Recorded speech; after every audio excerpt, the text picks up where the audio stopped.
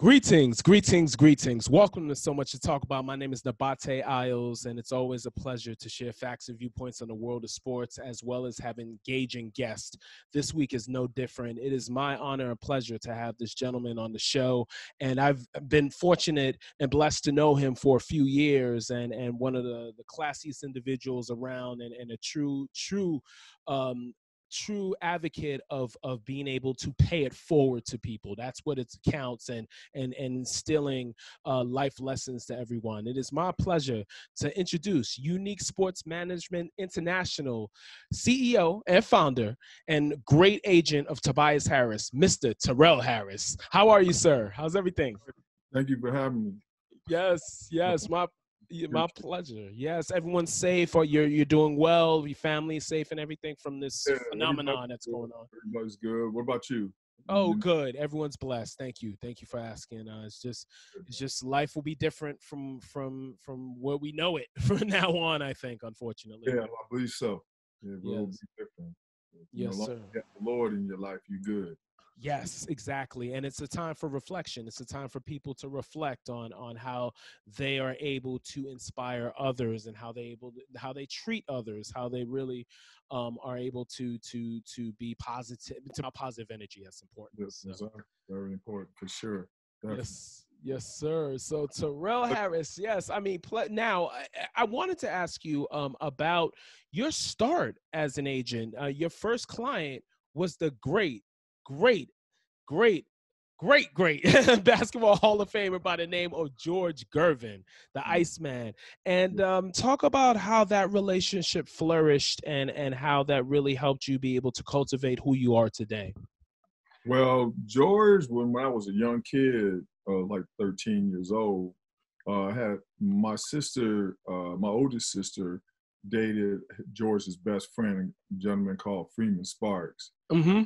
And then, so I was able to meet George Gervin, and so he was like a big fan of mine. So I was like, because I was just like, back then George was dropping 50 and 60 points all the time. Ooh, yes. He believed he was, he was the man, especially with the Iceman pitcher. Mm-hmm.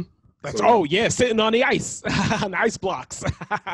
Yeah. So when I had a chance to meet him, I was like, we kicked it off really good. So, so he became real good friends, and he wound up being my mentor when I was a young kid. And so it kind of throughout the years when I was at college, he was my mentor, and high school he was, and we just became friends. And then I had got a job where I was working with Northwestern Mutual, and I was doing financial planning, selling insurance, and learning about the sports agency business and everything. And then I did estate planning for him, and it was really good. He really appreciated it. And then that developed where I became his agent towards his last year when he played with the Bulls, and then when he went overseas. So, and even till this day, we've done some business partnerships, deals together, and we've been friends since, like I said, 13 years old. Wow. Yes, indeed. And Mr. Gervin is one of the great people in the game and in the business for sure. Yes, indeed. And now you created unique. I didn't have a big brother. He was like my big brother. Yes. So you went to Duquesne University. You played at Duquesne. Are you originally from Long Island, actually, like New York? No, I'm originally from Harlem, New York. And then I actually went to elementary school in Los Angeles, California. Interesting. Okay. Here in the sixth grade, after the sixth grade, then I went back to school in New York back in the sixth grade. And then I graduated from high school, and then went to Duquesne. And then I spent 2 years at Duquesne, and I transferred to Murray State University. So I graduated from Murray State in Kentucky. Okay. Now, are you in touch with John Morant? Like the most prized alumni of Murray State, along with Isaiah Cannon and also Cameron Payne too. But are you in touch with those guys at all? No, not really. No, not really. They're a little younger than me. But Duquesne, there was like the year I transferred to Duquesne, there was 4 and 28. Wow. 4 and 24. And then when I played, we turned the program around. That 1 year, I redshirted was 4-24, and then the following year we was 24-8. Oh, that's a major improvement. Yes, and that's now. Point on, they started Murray State just started taking off and being successful from that point on. Wow. Now, what were the principles that made that turnaround happen, and how has that really implied to you being a parent, being a leader, and being a professional that you are? Well, honestly, going to Murray State was really tough time situation because I was the first black person, first basketball player to graduate from Murray State. 14 years when I got there. And when I told them, when I transferred to Gain, I told them I wanted to be a business major. They told me that, "Are you sure you want to do that?" I'm like, "What do you mean? That's my major. I want to be a business." "You sure you don't want to be a PE major?" I'm like, "What do you mean PE major? Well, what are you talking about?" Wow. Like I said, "No, I want to be a business major." Then the head of the business department contacted my coach. He called me into a meeting and said, "Do you really sure you want to be a business major? It's really tough while you're playing this season and doing business." I said, that's what I want to major. That's why I'm coming to college." And so it's kind of weird because they made me sit in the front of the class. They said, "You can't sit in the back of the class. You have to sit right in front." I'm like, "Okay, what's the purpose of that? I should be able to sit where I want." Well, they want to make sure that, like, if you want to be a business major, you got to sit in front of the class. So I said, "I'm going to sit in the front of the class anyway because I'm going to pay attention to what's going on." And so basically, they kind of like was objecting to me being a business major because basically they never had a basketball player at Murray State that ever graduated in 14 years. And now I'm coming there and I'm saying I want to be a business major. And actually, I got a double major. I major in business and I major in marketing. Had a minor in marketing. So, and so basically, that fired me up more than anything because I was like, you know what? I'm going to show you guys I'm just not just a basketball player, that I can get a business degree from this university. And that's basically what I did. Wow. So, wow. Yeah. Yes, Yeah. indeed. And once they started seeing I was really serious about it, the academic dean, he was saying well, you know what? After the first semester when I got like a 3.0, he's like, "Well, man, I see you're really serious. You can do this." So I'm like, "Well, why wouldn't you think we could? All these other students going there, they can do it. Why you think I can't do it?" And he basically said, "You know what? It's just that we never had a basketball player at Murray State University that graduated, let alone get a degree, that graduated." So I was one of the first at that time to graduate in 14 years when I went there, So. Well, that's amazing. Well, here on So Much to Talk About with the great Torrel Harris, agent of Tobias Harris, and also Kelly Oubre Jr., which we'll talk about as well. And he is the CEO, founder of Unique Sports Management International. So, and Mr. Harris, so you went out and then represented George Gervin, also Lynette Woodard as well. Talk about Lynette Woodard and how she was ahead of her time as a pioneer female athlete. Oh yeah, Lynette's on a whole nother level. Yeah, she was great. I used to play her one-on-one all the time, so we used to go at it all the time. Get her ready for the Globetrotters. And that was just amazing. She was like, we had some big time games because I still thought I can play back then, So we used to go at it. I used to bust her up quite a bit, but she had a wicked jump shot, wicked. And so, but it all worked out, it was really interesting when she was really, when she was 39 years old and she was really going to the WNBA finally came here, and she was like, I'm kind of old. I don't know if I really, and then she had a little health issue setback. I don't really know if I really can,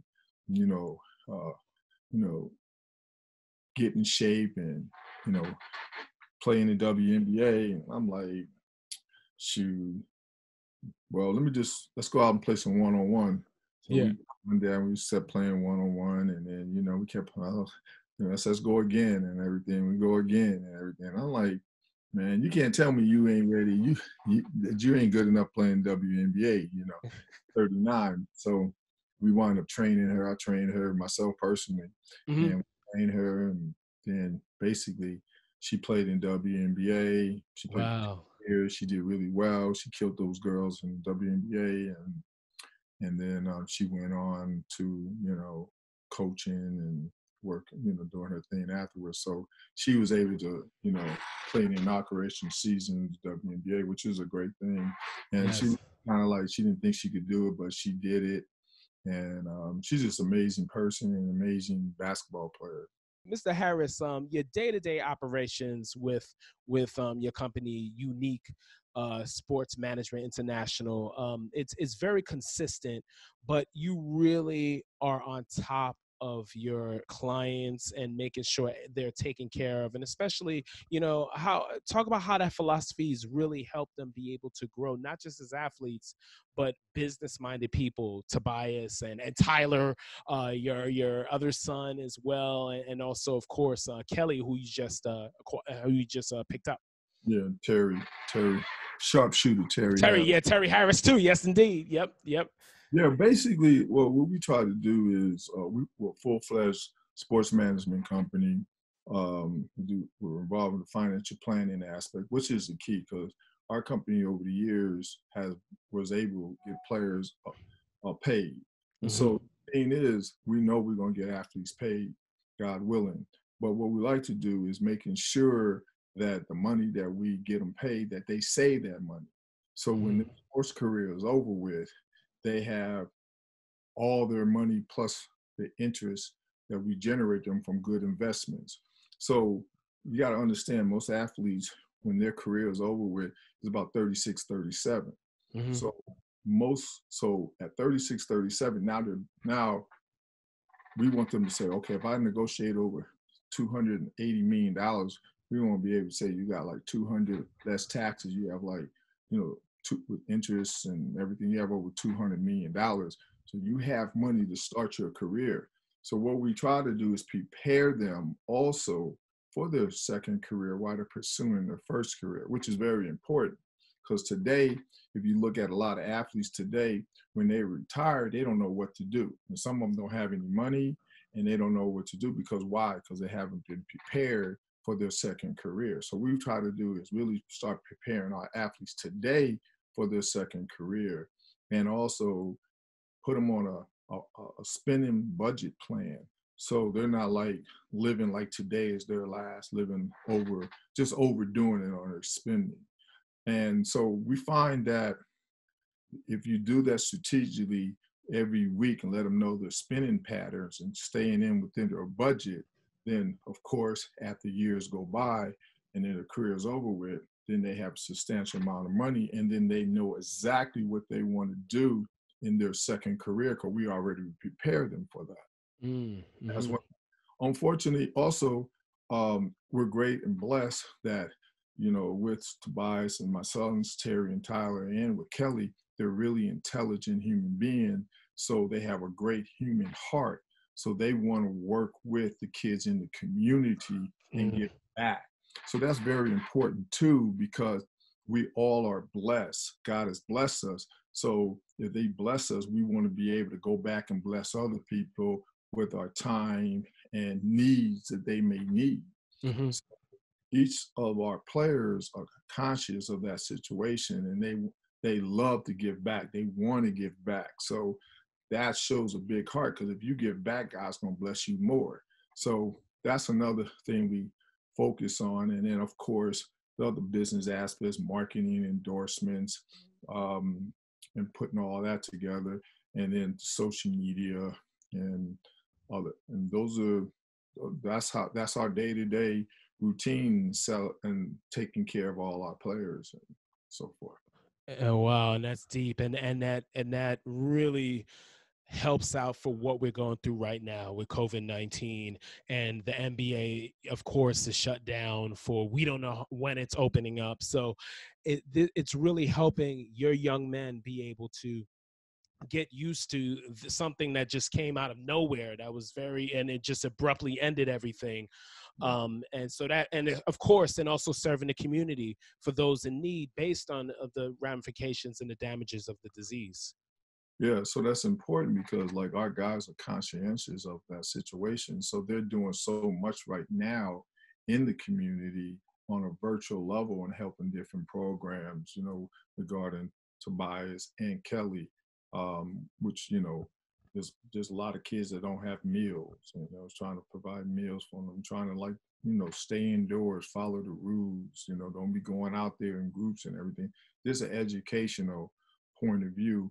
And then when you have a guy like Tobias and you have like a person like Kelly and you have Terry and you have Tyler and you have them, showing their interest, kids look to athletes as role models and they say, hey, he's taking an interest in me, so I'm gonna pay attention. So it goes a long ways with than most people think. Wow. And do you want, Torrel, feel free to share any websites of your clients that, websites for foundations or any companies that they're helping. I want to definitely have you promote on the show. Well, to that get people part, involved. we work with, like, what we do is we're a little different. What we do is, Tobias Harris, .com, Kelly, we just got him, we're putting together, he's going to come with a super website, e-commerce, we selling merchandise on, so that's going to be released in May. Mm-hmm. And but what we really do, we work with nonprofit organizations.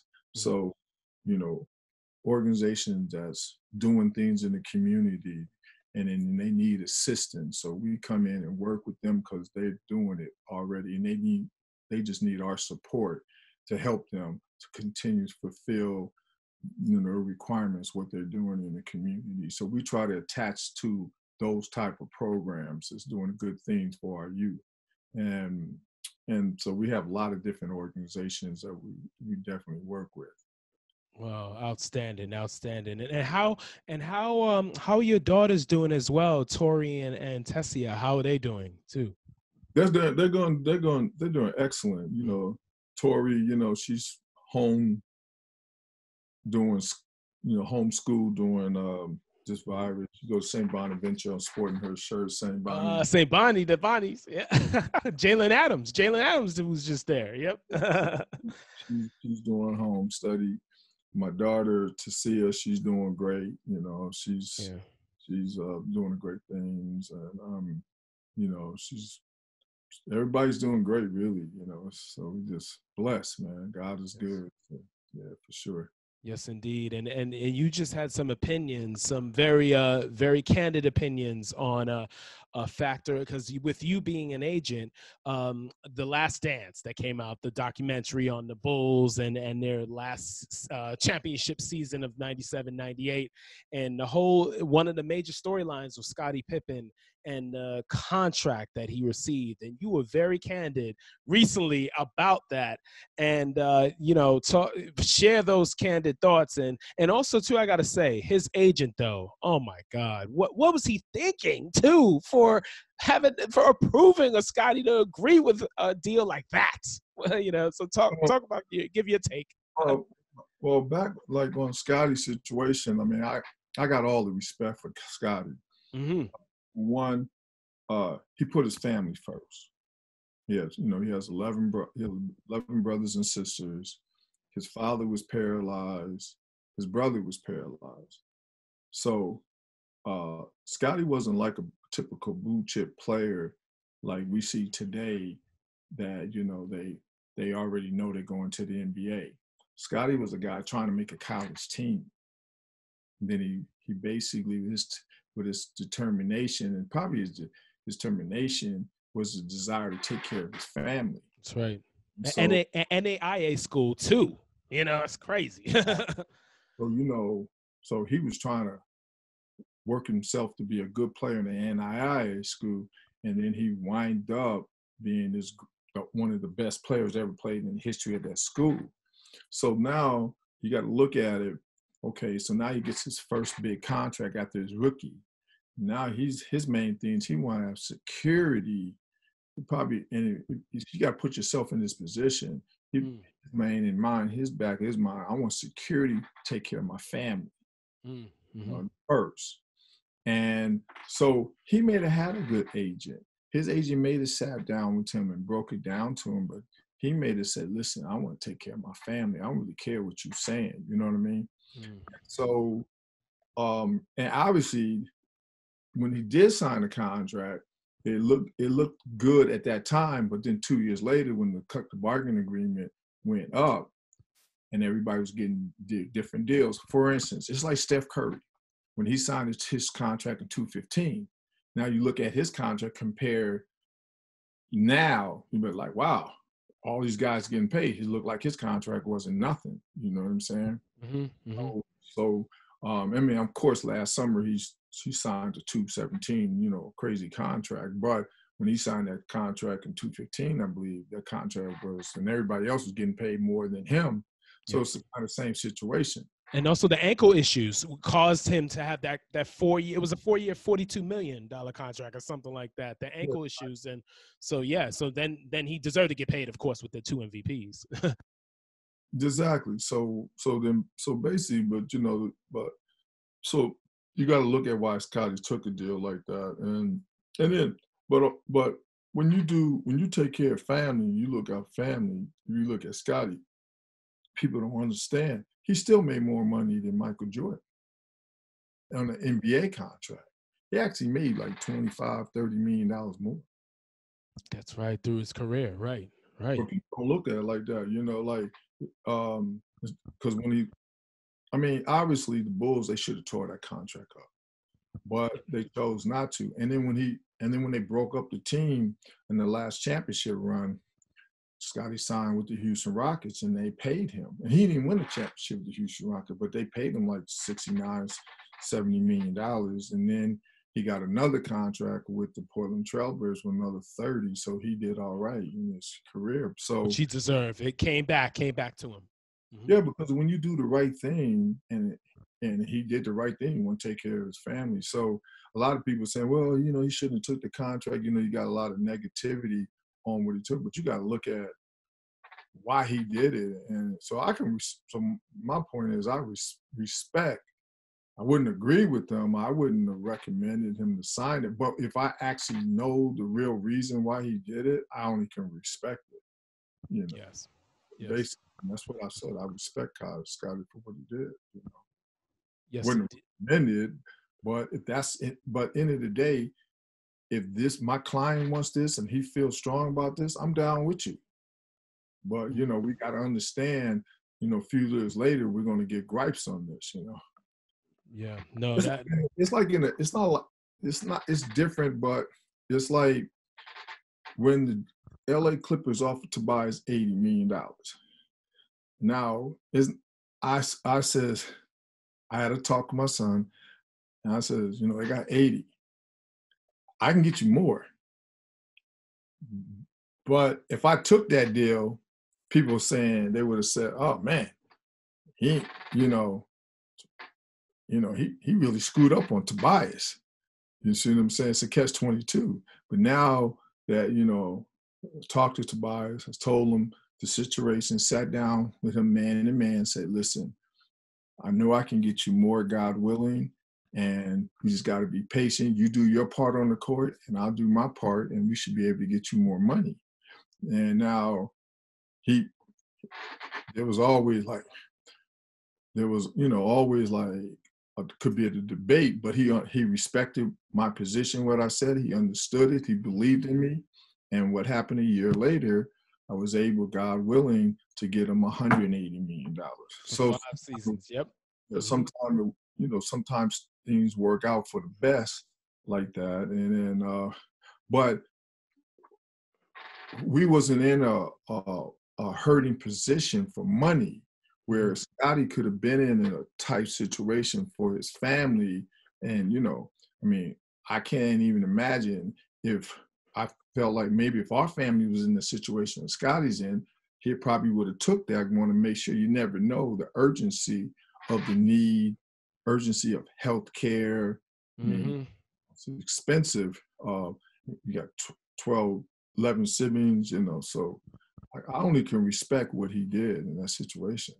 Wow, and wow, time flies so fast when there's great insight and knowledge from you, Mr. Torrel Harris. And one more question for you: what is your take on athlete salaries being publicly put out there for the media to say? I mean, do you think their salaries and their information and numbers should be private?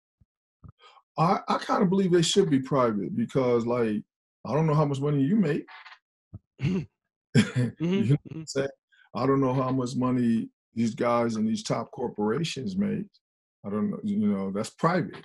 So I think they should be private. That's their own personal, because when people know how much money, you know, you're a walking target.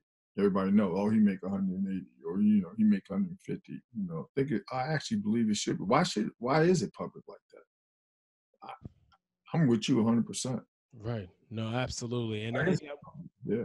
Yeah, I wanted to get your take on that as an agent and everything for sure. So it's personal information, basically, you know, so it should be private.